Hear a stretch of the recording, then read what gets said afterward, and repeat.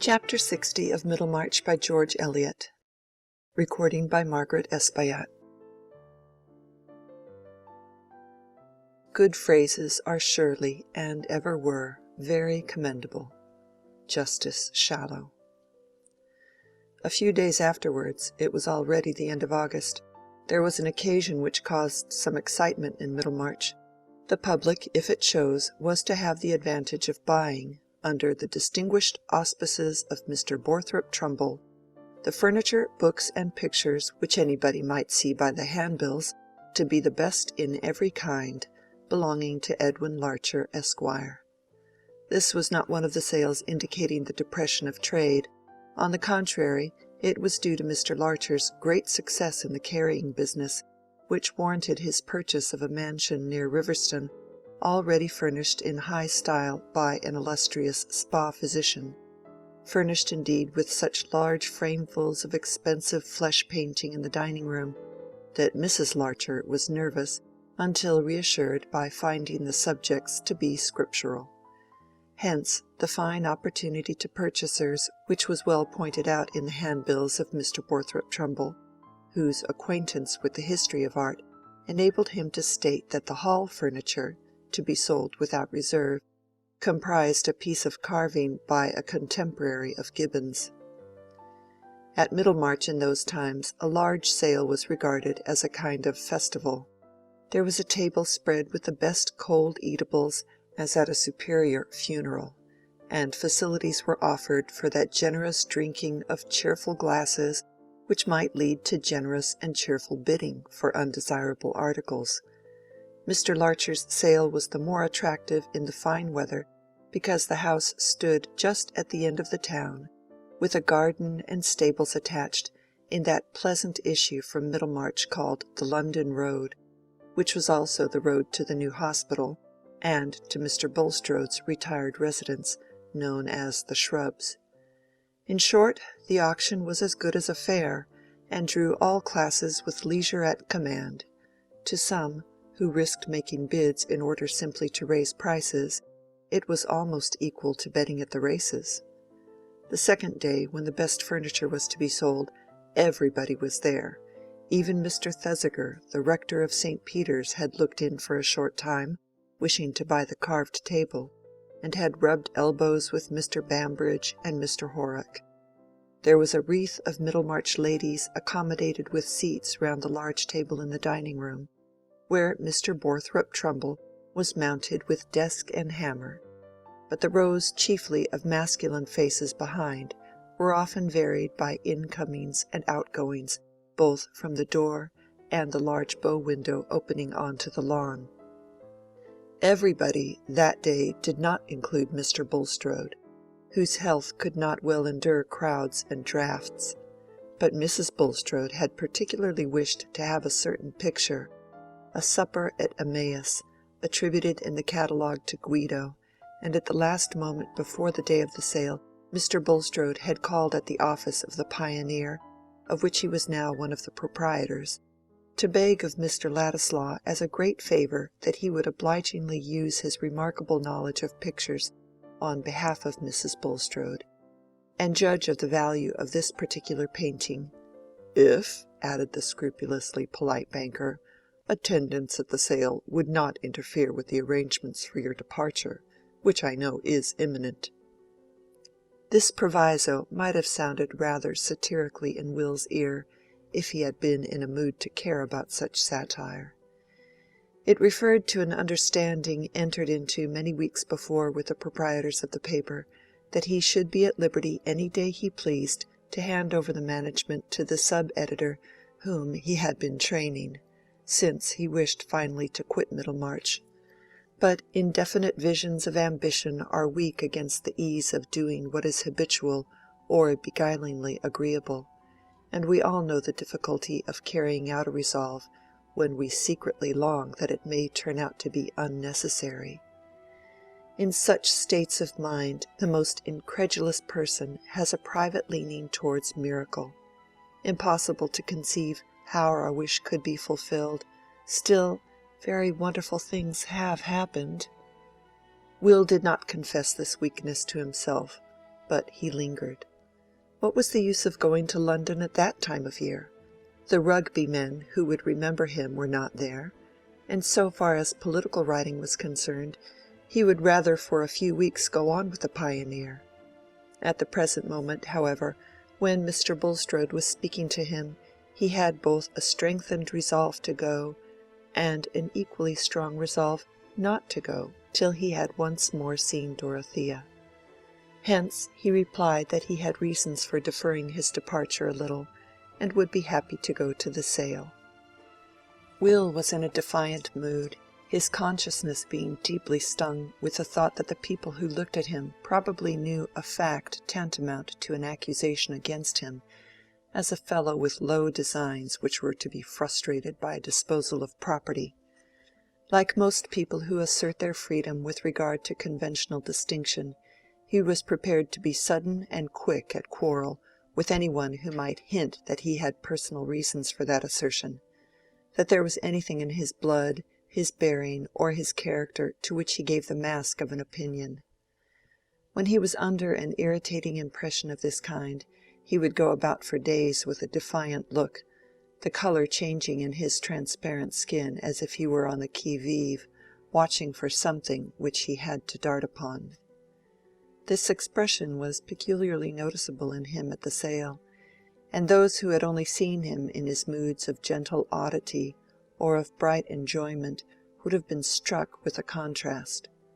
He was not sorry to have this occasion for appearing in public before the Middlemarch tribes of Toller, Hackbutt, and the rest, who looked down on him as an adventurer, and were in a state of brutal ignorance about Dante, who sneered at his Polish blood, and were themselves of a breed very much in need of crossing. He stood in a conspicuous place not far from the auctioneer, with a forefinger in each side pocket and his head thrown backward, not caring to speak to anybody, though he had been cordially welcomed as a connoisseur by Mr. Trumbull, who was enjoying the utmost activity of his great faculties. And surely among all men whose vocation requires them to exhibit their powers of speech, the happiest is a prosperous provincial auctioneer keenly alive to his own jokes and sensible of his encyclopedic knowledge. Some saturnine, sour-blooded persons might object to be constantly insisting on the merits of all articles, from bootjacks to Bergams, but Mr. Borthrop Trumbull had a kindly liquid in his veins. He was an admirer by nature, and would have liked to have the universe under his hammer, feeling that it would go at a higher figure for his recommendation. Meanwhile, Mrs. Larcher's drawing-room furniture was enough for him. When Will Ladislaw had come in, a second fender, said to have been forgotten in its right place, suddenly claimed the auctioneer's enthusiasm, which he distributed on the equitable principle of praising those things most which were most in need of praise. The fender was of polished steel, with much lancet-shaped openwork and a sharp edge. "Now, ladies," said he, "I shall appeal to you. Here is a fender which at any other sale would hardly be offered without reserve, being, as I may say, for quality of steel and quaintness of design, a kind of thing," here Mr. Trumbull dropped his voice, and became slightly nasal, trimming his outlines with his left finger, "that might not fall in with ordinary tastes. Allow me to tell you that by and by this style of workmanship will be the only one in vogue. Half-a-crown, you said? Thank you, going at half-a-crown. This characteristic fender, and I have particular information that the antique style is very much sought after in higher quarters. 3 shillings, 3 and 6pence. Hold it well up, Joseph. Look, ladies, at the chastity of the design. I have no doubt myself that it was turned out in the last century. 4 shillings, Mrs. Mawmsey, 4 shillings. "It's not a thing that I would put in my drawing-room," said Mrs. Mawmsey, audibly, for the warning of the rash husband. "I wonder at Mrs. Larcher. Every blessed child's head that fell against it would be cut in two, the edges like a knife." "Quite true," rejoined Mr. Trumbull, quickly, "and most uncommonly useful to have a fender at hand that will cut, if you have a leather shoe tie or a bit of string that wants cutting and no knife at hand. Many a man has been left hanging because there was no knife to cut him down. Gentlemen, here's a fender that if you had the misfortune to hang yourselves would cut you down in no time, with astonishing celerity. 4 and 6 pence, 5 and 6 pence, an appropriate thing for a spare bedroom where there was a four-poster and a guest a little out of his mind. 6 shillings, thank you, Mr. Clintup, going at 6 shillings, going, gone. The auctioneer's glance, which had been searching round him with a preternatural susceptibility to all signs of bidding, here dropped on the paper before him, and his voice, too, dropped into a tone of indifferent dispatch as he said, "Mr. Clintup, be handy, Joseph." "It was worth 6 shillings to have a fender you could always tell that joke on," said Mr. Clintup, laughing low and apologetically to his next neighbor. He was a diffident though distinguished nurseryman, and feared that the audience might regard his bid as a foolish one. Meanwhile Joseph had brought a trayful of small articles. "Now, ladies," said Mr. Trumbull, taking up one of the articles, "this tray contains a very recherché lot, a collection of trifles for the drawing-room table. And trifles make the sum of human things. Nothing more important than trifles. Yes, Mr. Ladislaw, yes, by and by. But pass the tray round, Joseph. These bijoux must be examined, ladies. This I have in my hand is an ingenious contrivance, a sort of practical rebus, I may call it. Here, you see, it looks like an elegant heart-shaped box, portable, for the pocket. There again it becomes like a splendid double flower, an ornament for the table. And now," Mr. Trumbull allowed the flower to fall alarmingly into strings of heart-shaped leaves, "a book of riddles, no less than 500 printed in a beautiful red. Gentlemen, if I had less of a conscience, I should not wish you to bid high for this lot. I have a longing for it myself. What can promote innocent mirth, and I may say virtue, more than a good riddle? It hinders profane language, and attaches a man to the society of refined females. This ingenious article itself, without the elegant domino box, card basket, etc., ought alone to give a high price to the lot. Carried in the pocket, it might make an individual welcome in any society. 4 shillings, sir? 4 shillings for this remarkable collection of riddles with the etceteras. Here is a sample. How must you spell honey to make it catch ladybirds? Answer, Money. You hear? Ladybirds. Honey, money. This is an amusement to sharpen the intellect. It has a sting. It has what we call satire, and wit without indecency. 4 and 6 pence, 5 shillings. The bidding ran on with warming rivalry. Mr. Bowyer was a bidder, and this was too exasperating. Bowyer couldn't afford it, and only wanted to hinder every other man from making a figure. The current carried even Mr. Horrock with it, but this committal of himself to an opinion fell from him with so little sacrifice of his neutral expression that the bid might not have been detected as his but for the friendly oaths of Mr. Bainbridge, who wanted to know what Horrock would do with the blasted stuff, only fit for haberdashers given over to that state of perdition which the horse-dealer so cordially recognized in the majority of earthly existences. The lot was finally knocked down at a guinea to Mr. Spilkins, a young slender of the neighborhood, who was reckless with his pocket-money, and felt his want of memory for riddles. "Come, Trumbull, this is too bad. You've been putting some old maid's rubbish into the sale," murmured Mr. Toller, getting close to the auctioneer. "I want to see how the prints go, and I must be off soon." "Immediately, Mr. Toller. It was only an act of benevolence which your noble heart would approve. Joseph, quick with the prints, lot 235. Now, gentlemen, you who are connoisseurs, you are going to have a treat. Here is an engraving of the Duke of Wellington surrounded by his staff on the field of Waterloo, and notwithstanding recent events which have, as it were, enveloped our great hero in a cloud, I will be bold to say, for a man in my line must not be blown about by political winds, that a finer subject, of the modern order, belonging to our own time and epoch, the understanding of man could hardly conceive. Angels might, perhaps, but not men, sirs, not men." "Who painted it?" said Mr. Powderell, much impressed. "It is a proof before the letter, Mr. Powderell. The painter is not known," answered Trumbull, with a certain gaspingness in his last words, after which he pursed up his lips and stared round him. "I'll bid £1," said Mr. Powderell, in a tone of resolved emotion, as of a man ready to put himself in the breach. Whether from awe or pity, nobody raised the price on him. Next came 2 Dutch prints which Mr. Toller had been eager for, and after he had secured them he went away.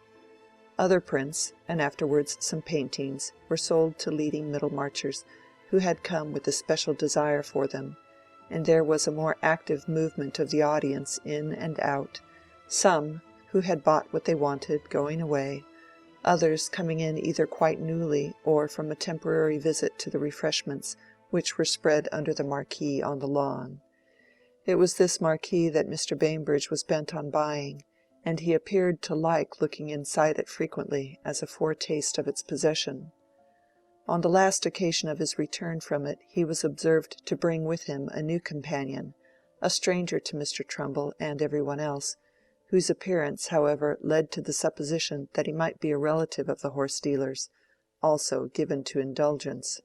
His large whiskers, imposing swagger and swing of the leg made him a striking figure, but his suit of black, rather shabby at the edges, caused the prejudicial inference that he was not able to afford himself as much indulgence as he liked.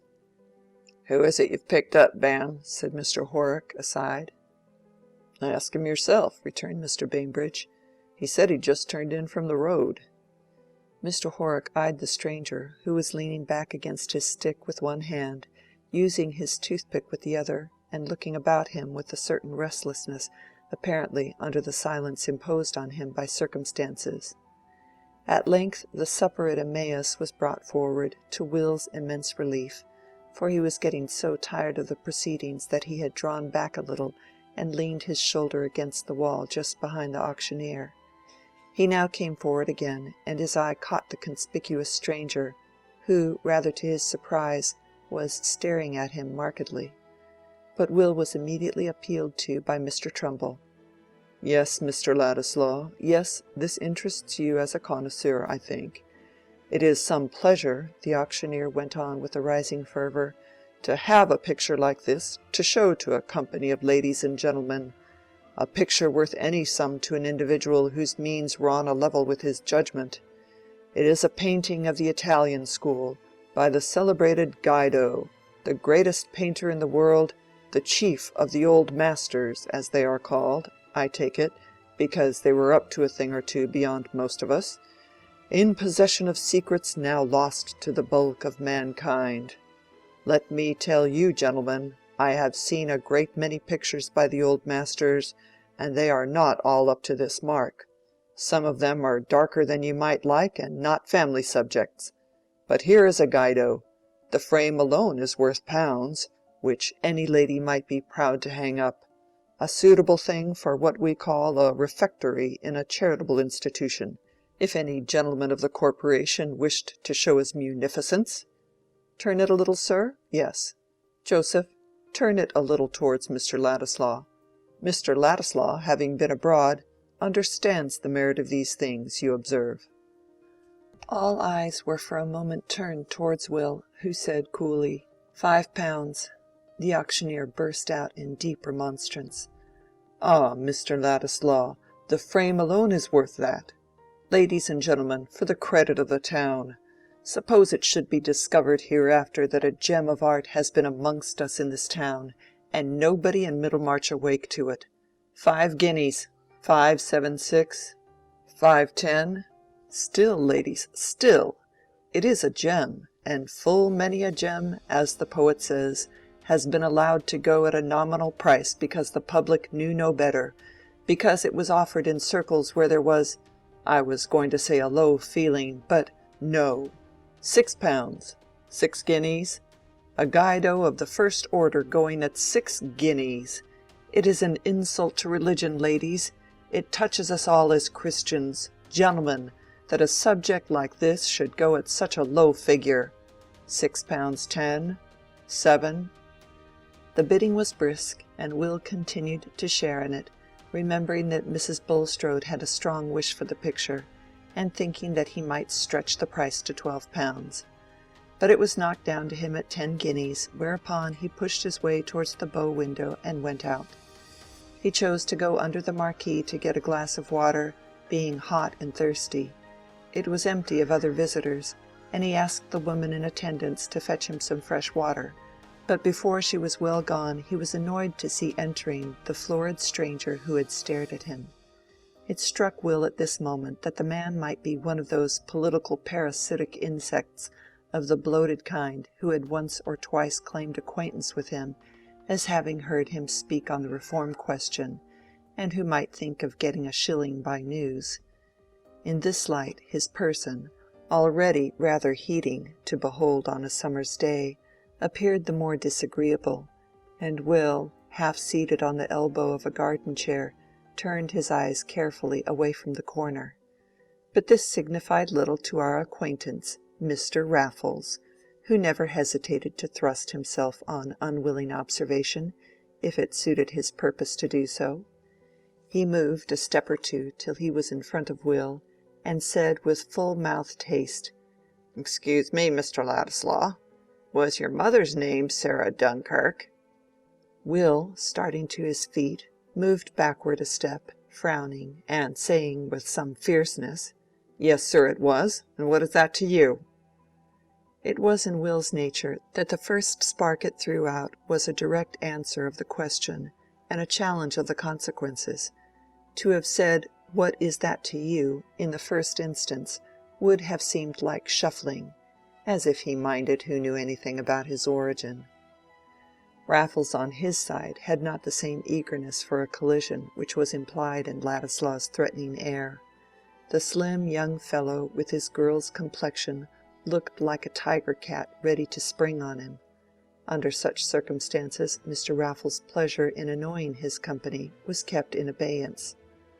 "No offence, my good sir, no offence. I only remember your mother. I knew her when she was a girl. But it is your father that you feature, sir. I had the pleasure of seeing your father, too. Parents alive, Mr. Ladislaw?" "No," thundered Will, in the same attitude as before. "Should be glad to do you a service, Mr. Ladislaw, by Jove I should. Hope to meet again." Hereupon Raffles, who had lifted his hat with the last words, turned himself round with a swing of his leg and walked away. Will looked after him a moment, and could see that he did not re-enter the auction-room, but appeared to be walking towards the road. For an instant he thought that he had been foolish not to let the man go on talking, but no, on the whole he preferred doing without knowledge from that source. Later in the evening, however, Raffles overtook him in the street, and appearing either to have forgotten the roughness of his former reception, or to intend avenging it by a forgiving familiarity, greeted him jovially and walked by his side, remarking at first on the pleasantness of the town and neighborhood. Will suspected that the man had been drinking, and was considering how to shake him off, when Raffles said, "I've been abroad myself, Mr. Ladislaw. I've seen the world. Used to parlez-vous a little. It was at Boulogne I saw your father. A most uncommon likeness you are of him, by Jove. Mouth, nose, eyes, hair turned off your brow just like his, a little in the foreign style. John Bull doesn't do much of that. But your father was very ill when I saw him. Lord, Lord, hands you might see through. You were a small youngster then. Did he get well?" "No," said Will curtly. "Oh, well, I've often wondered what become of your mother. She ran away from her friends when she was a young lass. A proud-spirited lass, and pretty, by Jove." "I knew the reason why she ran away," said Raffles, winking slowly as he looked sideways at Will. "You know nothing dishonorable of her, sir," said Will, turning on him rather savagely. But Mr. Raffles just now was not sensitive to shades of manner. "Not a bit," said he, tossing his head decisively. "She was a little too honorable to like her friends. That was it." Here Raffles again winked slowly. "Lord bless you, I knew all about 'em. A little in what you may call the respectable thieving line, the high style of receiving house. None of your holes and corners, first rate. Slap up shop, high profits, and no mistake. But Lord, Sarah would have known nothing about it. A dashing young lady she was, fine boarding school, fit for a lord's wife. Only Archie Duncan threw it at her out of spite, because she would have nothing to do with him. And so she ran away from the whole concern. I travelled for 'em, sir, in a gentlemanly way, at a high salary. They didn't mind her running away at first. Godly folks, sir, very godly, and she was for the stage. The son was alive then, and the daughter was at a discount. Hallo, here we are at the Blue Bull. What do you say, Mr. Ladislaw? Shall we turn in and have a glass?" "No, I must say good evening," said Will, dashing up a passage which led into Lowick Gate, and almost running to get out of Raffles' reach. He walked a long while on the Lowick road away from the town, glad of the starlit darkness when it came. He felt as if he had dirt cast on him amidst shouts of scorn. There was this to confirm the fellow's statement, that his mother never would tell him the reason why she had run away from her family. Well, what was he, Will Ladislaw, the worse, supposing the truth about that family to be the ugliest? His mother had braved hardship in order to separate herself from it. But if Dorothea's friends had known this story, if the Chethams had known it, they would have had a fine color to give their suspicions a welcome ground for thinking him unfit to come near her. However, let them suspect what they pleased, they would find themselves in the wrong. They would find out that the blood in his veins was as free from the taint of meanness as theirs. End of chapter 60.